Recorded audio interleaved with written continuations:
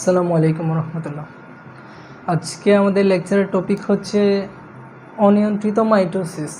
আমরা এতদিন মাইটোসিস প্রক্রিয়াটা দেখছিলাম, আজকে দেখব মাইটোসিস প্রক্রিয়াটা যদি নিয়ন্ত্রণ হারিয়ে ফেলে কী ঘটবে।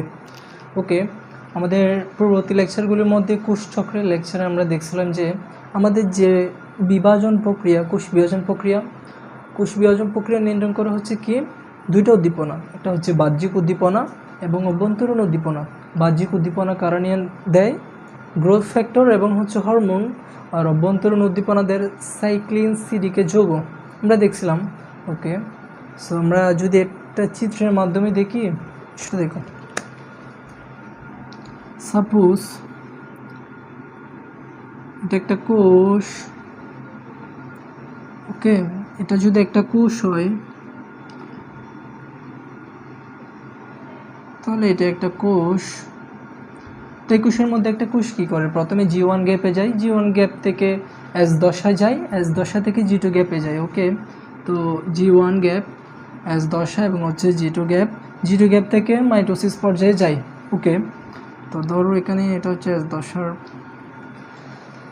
সো প্রথমে দেখো কোষের মধ্যে যে ক্রোমোজোম রয়েছে, ক্রোমোজোমের মধ্যে যে ডিএনএ রয়েছে, ডিএনএর মধ্যে যে জিন রয়েছে।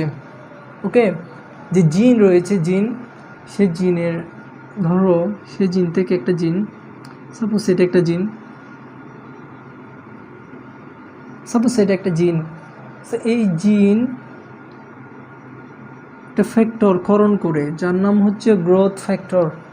এই জিন একটা ফ্যাক্টর ক্ষরণ করে যার নাম হচ্ছে গ্রোথ ফ্যাক্টর। ওকে, এটা হচ্ছে সেই জিন, সে একটা ফ্যাক্টর ক্ষরণ করছে, গ্রোথ ফ্যাক্টর। এর পাশের একটা জিন, ধরো এটা হচ্ছে আর একটা জিন, সেই জিন ক্ষরণ করে growth factor receptor. Growth factor যে ক্ষরণ করলো সেটা তো এই কোষের উপর কাজ করতে হবে, গ্রোথ ফ্যাক্টর রিসেপ্টর। ওকে, সেই যে কোষের রিসেপ্টর, কোষের যে সারফেস, সেই সারফেসের সাথে যুক্ত হবে এটা। ওকে, এখন যখন যুক্ত হয়ে যাবে এরা, তখন এখান থেকে এই যে গ্রোথ ফ্যাক্টর কোষের সারফেসে যুক্ত হলো, এর ফলে এই যে সারফেস থেকে একটা উদ্দীপনা যাবে যে তুমি বিভাজিত হও। তার একটা জিন সে উদ্দীপনাটা গ্রহণ করে, ধরে এটা একটা জিন এই উদ্দীপনা গ্রহণ করে। আচ্ছা, ভালো কথা। সো দেখো, তুমি যদি খেয়াল করো গ্রোথ যে ফ্যাক্টর, এই যে গ্রোথ ফ্যাক্টর, এই জিনটা যে গ্রোথ ফ্যাক্টর ক্ষরণ করছে এটা কোষের বাইরে না, সো বাহ্যিক উদ্দীপনা দিকে গ্রোথ ফ্যাক্টর, মনে রাখবে এটা। এরপরে দেখো, এখন কোষকে বিভাজিত হইতে হবে, এই উদ্দীপনাটা গেল, যাওয়ার পরে এই যে জিন, এই জিনটা কি করে দেখো, কোষের ভেতরে থাকে একটা সাইকেল, কোষের ভিতরে থাকে একটা কি সাইকেল। এটা যদি একটা সাইকেল হয়, ধরো একটা cycle,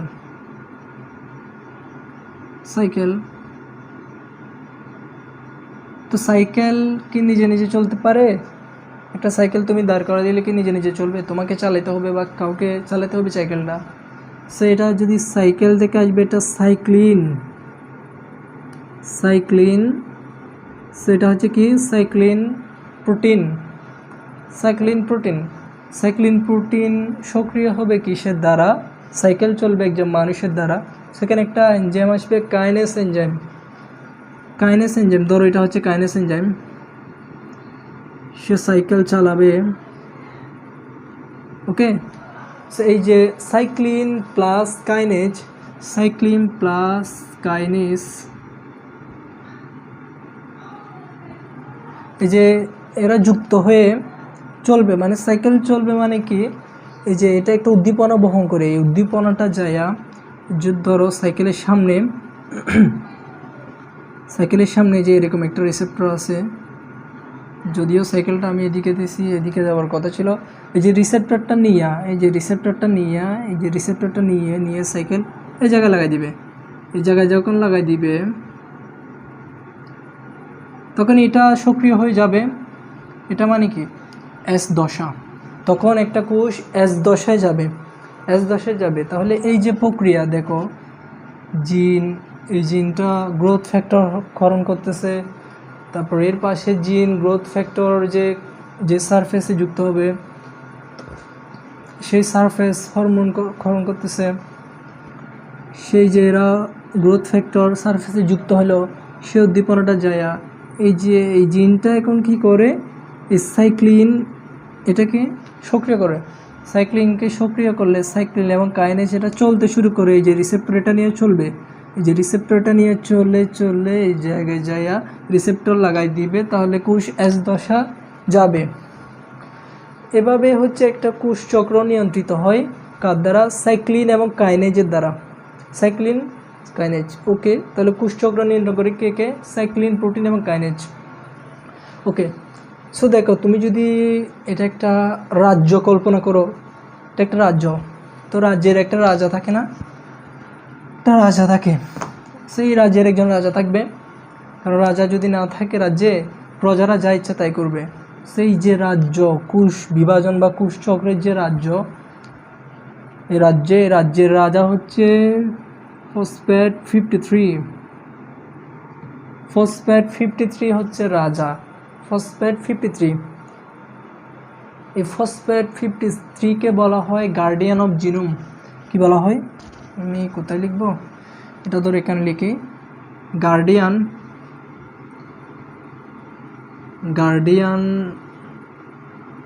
of genome, guardian of genome. তো ভালো করে বোঝা না গেলে তোমরা লিখে নিবা গার্ডিয়ান অফ জিনোম। এই যে ফসফেট 53 একে বলা হয় গার্ডিয়ান অফ জিনোম, এবং এটা আমাদের হচ্ছে 17 নম্বর ক্রোমোজোমে থাকে 53। এই যে পুরো কোষ চক্র এদের যে কার্যকলাপ এটাকে নিয়ন্ত্রণ করা হচ্ছে 53 নামক এই যে গার্ডিয়ান অফ জিনোম এটা। ওকে, সো কোনো কারণে যদি 53 না থাকে, বা ধরো যে একটা রাজ্যের রাজা যদি মারা যায় বা রাজার শক্তি যদি কমে আসে, তাহলে প্রজারাও শৃঙ্খল হয়ে যাবে, নিজের ইচ্ছে মতো কাজ করবে। ঠিক সেমভাবে এখানে যে তোমার কি বলে জিনগুলো ছিল তারা ইচ্ছা মতো কাজ করবে। এই জিনের কাজ কি, এই জিনের কাজ হচ্ছে গ্রোথ ফ্যাক্টর ক্ষরণ করা, তাহলে এরা গ্রোথ ফ্যাক্টর অনবরত গ্রোথ ফ্যাক্টর দিবে, তাহলে কোষ বিভাজন অনবরত চলতে থাকবে, কোষ বিভাজন নিয়ন্ত্রণ হারিয়ে ফেলবে। আরও অনেক কারণ হতে পারে যে এখানে একটা জিন, এই জিনের আবার আরেকটা এখানে এলিল, একটা জিনের দুইটা এলিল থাকে আমরা জানি। সো কোনো একটা এলিল, দুইটা না, যে কোনো একটা যদি এলিল জিনের যে কোনো একটা কপি যদি তোমার মিউটেশন হয়ে যায়, তাহলে কোষ চক্র নিয়ন্ত্রণ হারিয়ে ফেলবে, তখন অনবরত কোষ বিভাজন চলতে থাকবে। অনবরত যে কোষ বিভাজন চলে এর ফলে তৈরি হয় টিউমার তৈরি হয়, আমাদের দেহে ক্যান্সার তৈরি হয় অনবরত কোষ বিভাজনের ফলে। টিউমার ক্যান্সার কি হয়, আমাদের যে ধরো তোমার এখানে টিউমার হয়েছে এটা ফুলে যাবে, দেখা যাবে যে, তো কেন ফুলে যায়, যেহেতু অনবরত কোষ বিভাজনের ফলে এটা ফুলে যাচ্ছে। ওকে, তাহলে আমাদের যে 53 এটা যদি নিয়ন্ত্রণ হারিয়ে ফেলে বা ডিফেক্টিভ হয়, তাহলে কি হয়, কোষ চক্র নিয়ন্ত্রণ হারিয়ে ফেলে। তো দুঃখের বিষয় হচ্ছে আমাদের শরীরে প্রায় অর্ধেক কোষে হচ্ছে 53 এটা হচ্ছে ডিফেক্টিভ, প্রায় অর্ধেক কোষে। সো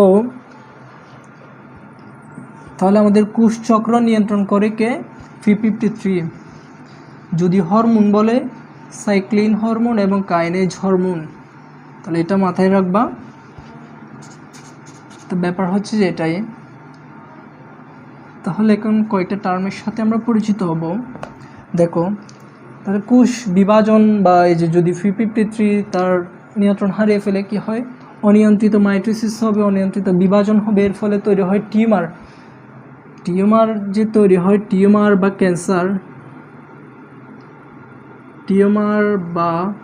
ক্যান্সার একে বলা হয় অঙ্ক। কি বলা হয়, অঙ্ক। টিউমার বা ক্যান্সার মানে হচ্ছে অঙ্ক গ্রিকে। তো টিউমার বা ক্যান্সার তৈরি হওয়াকে কি বলবে, অঙ্কোজেনেসিস। ওকে, তাহলে অঙ্কোজেনেসিস মানে কি, টিউমার বা ক্যান্সার কোষ তৈরি হওয়া। তাহলে এটা মাথায় রাখবো, অঙ্কোজেনেসিস মানে হচ্ছে টিউমার বা ক্যান্সার কোষ তৈরি হওয়া। তাহলে যে জিন টিউমার বা ক্যান্সার কোষ তৈরিতে সাহায্য করে বা যে জিন অঙ্কোজেনেসিস ঘটায় তাকে কি বলবে? অঙ্কোজিন। তাকে কি বলবে? অঙ্কোজিন, অঙ্কোজেন।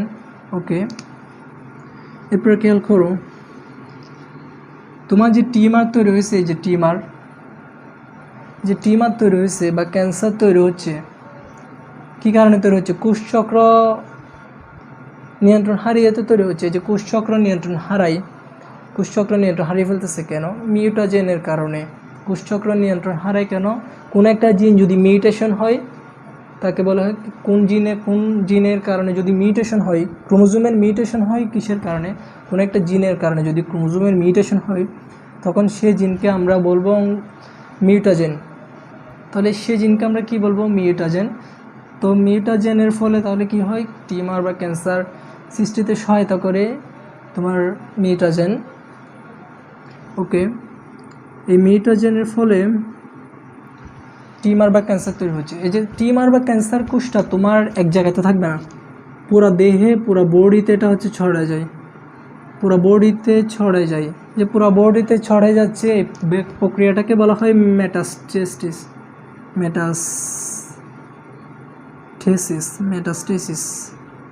কি বলা হয়? মেটাস্টেসিস। মেটাস্টেসিস কি? টিউমার বা ক্যান্সার কোষ পুরো দেহে ছড়িয়ে যাওয়ার প্রক্রিয়াকে বলা হয় মেটাস্টেসিস। তারপর তোমাদের বইয়ে আসলে ব্যাখ্যাগুলো, সংজ্ঞাগুলো যেগুলো দিচ্ছে সেগুলোর মধ্যে প্রবলেম আছে। কার্সিনোজেনিক, মিউটাজেনিক, এগুলো হচ্ছে প্রবলেম আছে, এগুলোর সংজ্ঞাগুলো ভুল আসলে। সো দেখো, আমাদের যে কোষ, আমাদের যে দেহ, তো এই দেহে অনবরত হচ্ছে কোষের মৃত্যু হতে থাকে। সাধারণত আমাদের দেহে দৈনিক, এটা মনে রাখবা, 40 থেকে 50 হাজার কোষ মৃত্যুবরণ করে। 40 থেকে 50 হাজার কোষ আমাদের দেহে দৈনিক মৃত্যুবরণ করে। 40 থেকে 50 হাজার কোষ তাহলে কি করে? মৃত্যুবরণ করে। এটা একটু মনে রাখবা। ওকে, তাহলে কোষ কিভাবে মৃত্যুবরণ করে? একটা কোষ কিভাবে মৃত্যুবরণ করে? একটা কোষ কিভাবে মৃত্যুবরণ করে? দেখো, একটা কোষ দুইটি উপায়ে মৃত্যুবরণ করতে পারে। এক হচ্ছে স্বাভাবিকভাবে, যেমন একটা মানুষ বৃদ্ধ হয়ে স্বাভাবিক উপায়ে মৃত্যুবরণ করতে পারে, স্বাভাবিক উপায়ে মৃত্যুবরণ। আবার বিষ খেয়ে মরতে পারে একটা মানুষ, অ্যাক্সিডেন্টে মরতে পারে, মানে নিজের ইচ্ছায় না। আরেকটা হচ্ছে তোমার স্বাভাবিক মৃত্যু, বয়স হয়েছে, মরে গেছে, এরকম হতে পারে, এটা হচ্ছে স্বাভাবিক মৃত্যু। তাহলে একটি কোষ দুই উপায়ে মৃত্যুবরণ করতে পারে। একটাকে বলা হয় নেক্রোসিস, আরেকটা হচ্ছে অ্যাপোপ্টোসিস।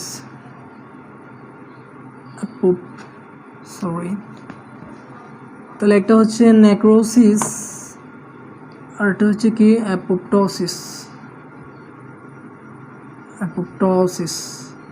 নেক্রোসিস এবং হচ্ছে অ্যাপোপ্টোসিস। তুমি খেয়াল করো, নেকড়ে, তুমি মনে একবার নেকড়ে দিয়ে, যারা নেকড়ে, ওদের দাঁতে ধরো বিষ আছে, তো নেকড়ে যদি কাউকে কামড়ায়, নেকড়ের দাঁত থেকে বিষ যাবে, সো বিষের প্রভাবে তার মৃত্যু হবে। তাহলে নেকড়ে দিয়ে মনে রাখতে পারো। তো নেক্রোসিস মানে হচ্ছে কি? বিষাক্ত দ্রব্য বা পুষ্টির অভাবে, বিষাক্ত দ্রব্য বা পুষ্টির অভাবে কোনো কোষ যদি মৃত্যুবরণ করে, তখন আমরা তাকে কি বলবো? নেক্রোসিস। ওকে, এরপরে দেখো অ্যাপোপ্টোসিস, কোনো কোষের স্বাভাবিক মৃত্যু, বয়স হয়েছে, দরকার নাই, দেহে মৃত্যু হয়েছে, তো এটাকে আমরা বলবো কি? অ্যাপোপ্টোসিস। যেমন তুমি যখন একদম ভ্রূণ অবস্থায় ছিল, তোমার মায়ের পেটে ছিলা, তখন তোমার এই যে হাতের যে 5টা আঙ্গুল, এগুলো হচ্ছে লাগানো ছিল।